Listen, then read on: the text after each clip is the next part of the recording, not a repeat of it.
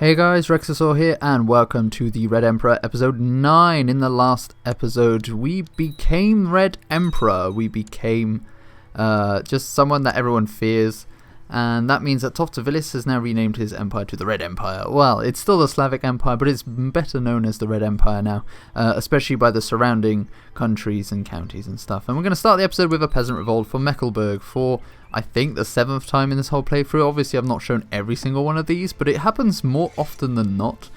So to deal with this, we are going to raise the armies of Poland and of Pomerania, as well as attempt the armies of Bohemia, but Priestess Danella still doesn't like us, so we're just going to raise some of our levies nearer to Lithuania.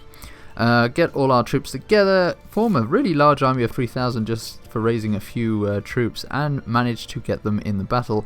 In addition to this, the personal levies of Pomerania are actually engaged in the battle there to take care of those, so that's all good and done and awesome. So in this episode, Toftavilis is basically going to focus on increasing even more of his realm size. We're also going to use that army to go up because there were some annoying rebels who were sieging us, so we got rid of those.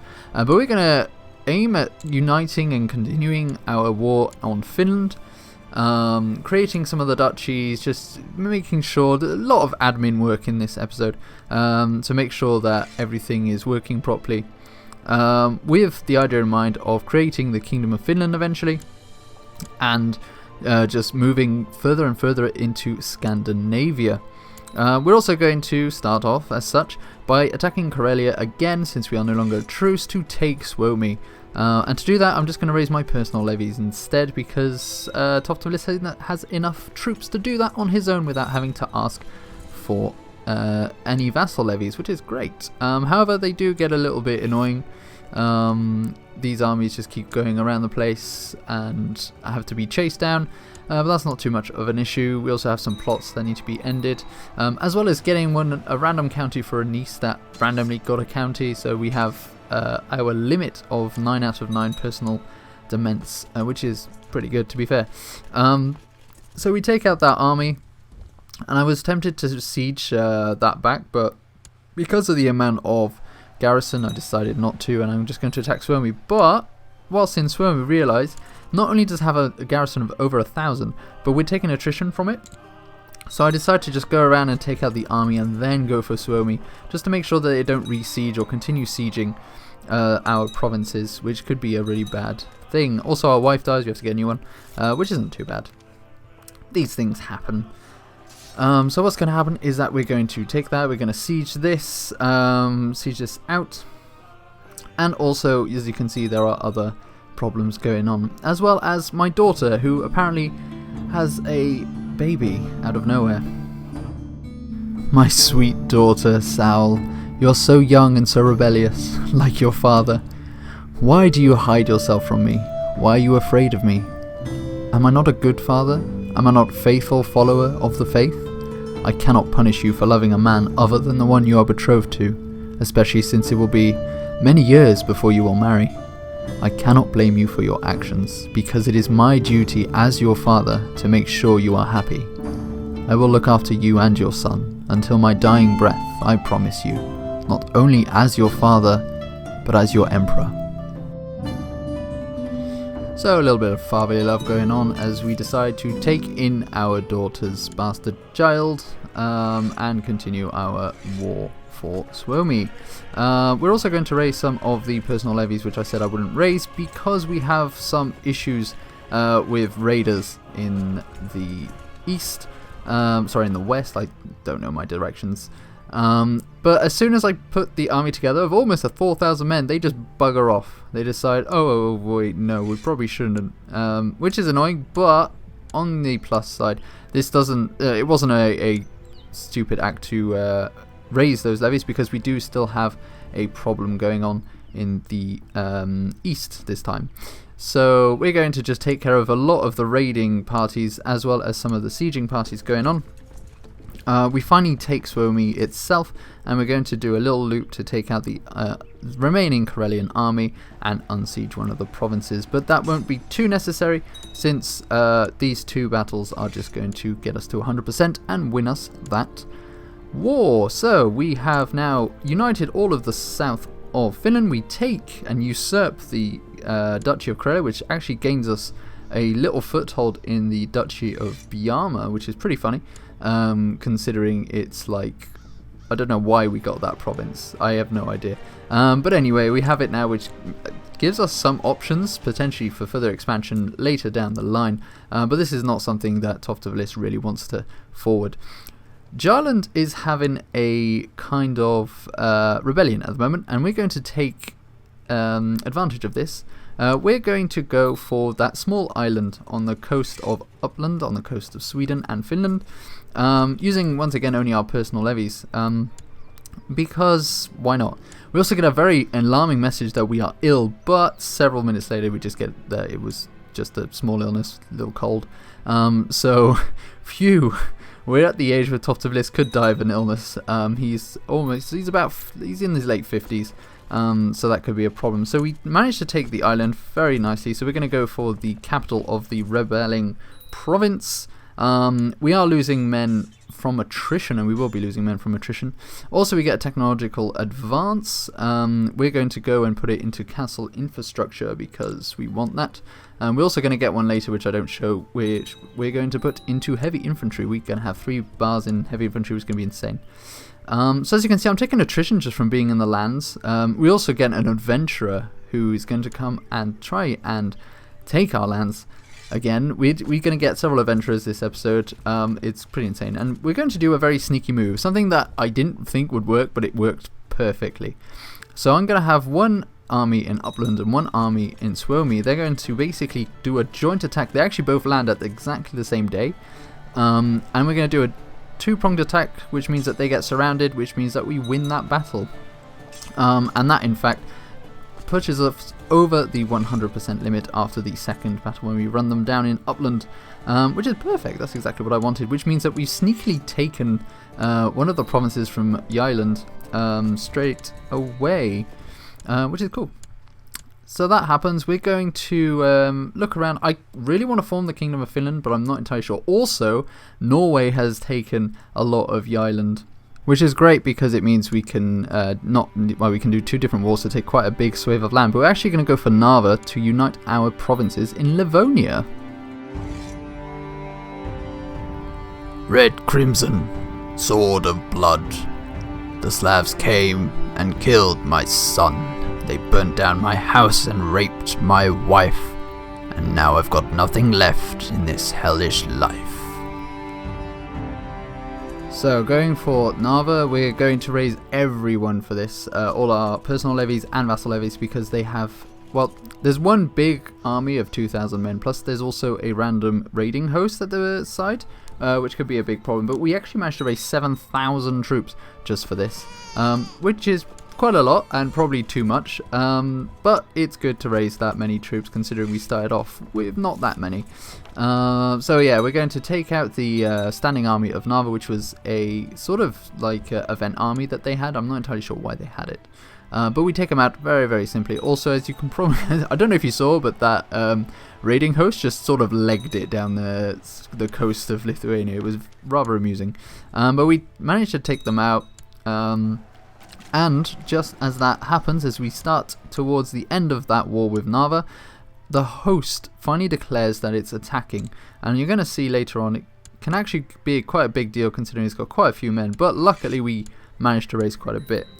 However, we did take quite a few losses in the siege of Nava, which is quite a big problem. But as you can see, the host has 5,100 men. So what I'm going to do is I'm going to head to our capital and I'm going to recruit some mercenaries. That way that bosses our forces, and it's just a good idea generally. Also, the host decides to actually go towards us, which is great because it means that I'm going to have to pay the mercenaries less, considering that they'll be there for less time. However, this does backfire in a little bit because it means I forget that mercenaries they start with 0 morale and they sort of go up over time. And I completely forgot this, which means that when we end up in the battle, we actually have quite a big disadvantage morale-wise, and we actually look like we're going to lose at very close. Luckily, because of my recent acquisition of heavy infantry level 3, we do manage to completely destroy them and take the host down. I disband my mercenaries as soon as we win the first battle because I don't want to lose that much money, although money is not an issue anymore. We're actually making quite a pretty penny. So I'm going to enforce demands, I'm going to imprison this host, and I'm going to go for these raiding party there. And as soon as that happens, we get another host. This time it's a part of the Palemonatis Dynasty. Tridenis decides that he is better than everyone else in the Palemonatis Dynasty. He wants some land, and so he's just going to create a host and try and do it. So I'm going to try and assassinate him, and I have a 174% chance of doing so. However, because I am very silly, I did not check to see if anyone would join the plot, and you always need one extra member to do that, and so it's going to take a while before anything happens. I then get to the dilemma of whether or not I want to create the Kingdom of Finland. For those of you who play a lot of Crusader Kings, you know that creating a kingdom, holding two kingdoms in an empire that you also hold, can create a lot of dynastic issues in terms of succession, and this is one of those things. I'm going to do it. I feel like it's not too much of a problem. I have Finland now, which gives us some de jure claims on all of the north of Finland, which is great. It also gives us a whole kingdom, which I can pass on later. Luckily, because I created Kingdom of Finland, I can change the succession law straight away. I was tempted to go for agnatic cognactic, but I decided to change it to primogeniture instead, which means that our heir is going to get that province, that kingdom, no matter what happens.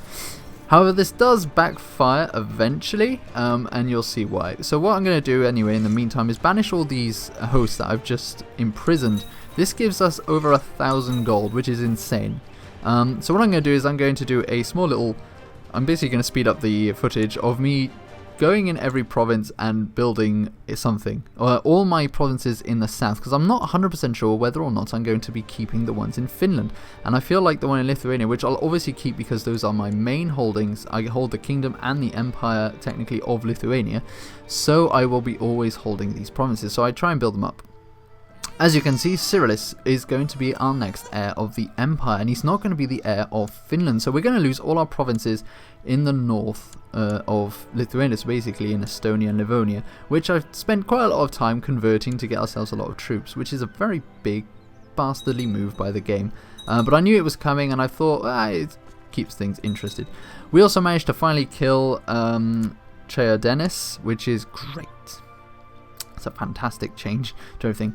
Now, I'm going to do a very sneaky holy war for Radomitia, which is the only Slavic kingdom left in the north of Europe. The other Slavic kingdoms that are left are in the south. They are Croatia and I think Slovenia. I don't know. But there is one in the south. They don't like me either, as you can probably tell by the fact that I've completely wiped out their religion. So we're going to go to Mestravel and butcher that word, but we do take quite a bit of attrition, so I decided to use the big army to attack their armies and the small 900 force to siege their province. So we completely wipe them out, which is fantastic, and then we're going to do a little cycle around to get to Roslavel and take that quickly. We also get a betrothed message, which is going to happen. It turns out, like, I'm not entirely focusing a lot in this Let's Play anyway, on what's been going on dynastically and politically, but there's a lot of intermarriage within the Palemonatis dynasty at this point. There's a point where Toftavilis is married to his niece, which is weird. But we win this battle and we win this war, which is all that really matters. So this holy war is done. Now we can focus on the big war of this episode, which will be to take. And I basically looking around to see, because Norway's got a civil war, and one of those civil war is a Germanic one, which means I can do a holy war without any of the Catholics joining in. And I can take quite a big swathe of land. So I decided to do a dual holy war. One for Nedinos, which is that northern part of Norway, and then for Kola, which is that northern part of Finland. It is time, men, to once again show our superiority to these barbaric Norsemen. They think they are safe in their frost-ridden mountains and their primitive caves, and we're going to show them that the fire of Perkunas is strong, that the faith of our great Andajus is strong, that the Slavs are strong. The land we take today will not only strike a decisive blow to the Norse, but also to the Catholics who supposedly reign over these lands. I guess they need us to bring down these rebels, to bring order to the north. We are the warriors of the Red Emperor, and tonight our spears will stain the ground with Norse blood. A strong message from Gintaris, our brother in arms. So we're going to do this major holy war. It's going to be fantastic. We're going to raise every single person ever. We're also going to do a sneaky tactic. I like my sneaky tactics in this episode. This is the second one. Now what's going to happen is that I'm going to raise all my levies and they're all going to go north to take out these people. But we're going to raise our holy order because we haven't used it yet and we've got enough money really to have them up for quite a long time. So what we're going to do is we're going to use our holy order to attack that major army of Yland who's attacking our Pomeranian king, and we're going to attack Yland directly afterwards. That's actually going to win us the war very quickly. So as you can see, 10,000 men versus 4,000 is pretty standard win for us, especially with all our buffs and stuff from our better technology. So we're going to advance forwards, wipe them out, and then march on. We're also going to take out these raiders once again because raiding is a big problem apparently. If you remember correctly, if I remember correctly as well, this was one of the reasons why Torftavilis wanted to attack the Norse, because of so many raids on our borders. If they take out the Norse, there won't be any more raids. It's a fail-proof plan. So this army is going to go up to Kola, attempt to take it, whilst the warriors of Perkunas are going to attack Holstan and try and take the island from below. Now, as it turns out, we don't actually need to take Kola because the warriors of Perkunas can just siege Holstan and get us to 100% pretty much straight away. They do take quite a few losses in the process, but they still have 8,000 troops, which is more than enough to walk through all of Scandinavia, really. So what we're going to do now that we've got the Jarldom, we can usurp the Jarldom and we're going to give it to our son, Torftavilis the Younger, who is like 4th in line to the throne or something very small, nothing too fancy, but he's going to be in the Kingdom of Finland, which will be important in a bit. But that pretty much secures that area for us, which is fantastic. And now that that's been taken care of, we can just march on to the north of the province. We're going to get ourselves some money, try and get ourselves to the capital with our holy order, and we're going to get ourselves up north with our actual forces, which is going to be great. We're going to take that. We've got a small peasant revolt, and I mean a really small. I'm looking here as like, where the hell is that peasant revolt? And it turns out it's those 33 men up there in Finland. It's the smallest peasant revolt I've ever seen, and it's pretty amusing. Not gonna lie, it's pretty funny. So we get our wife pregnant, which is fantastic. Something that's less fantastic though is the fact that Torftavilis is pretty old and he dies at this point. This is quite a hectic moment to die, considering this is your legacy that you're leaving behind. Now what happens is that Cyrilis has become emperor and king of Lithuania, but his brother Janutis has the kingdom of Finland, and in fact takes most of the counties with him. Torftavilis had 10 counties in total, of which 6 were in Finland, which means that Janutis has quite a lot of personal realm size. But we're going to leave the episode here. Next episode we're going to try and resolve this conflict of ideas. As you can see, the Red Empire is massive. We have a nice Removan faith going on, and the Palemonatis Dynasty is still strong, which is fantastic. So thank you very much for watching this episode of the Red Emperor, and I will see you next time. The death of Torftavilis, the first Red Emperor, in AD 892 was a huge blow for only one person in the realm at the time, Cyrilis, who would be crowned emperor several weeks later. The empire itself was strong, his father had made sure of that, but it was the jealous gaze of his brother Janutis that puts the stability of the realm into question. The war for the north would be won, but Cyrilis would have to make sure it would all go to him and not his brother, if he was to stand a chance in any coming war for the throne. The irony of it all is that by creating a strong dynastical empire, Torftavilis had made it impossible for a strong emperor to succeed him, but maybe that had been his intention all along.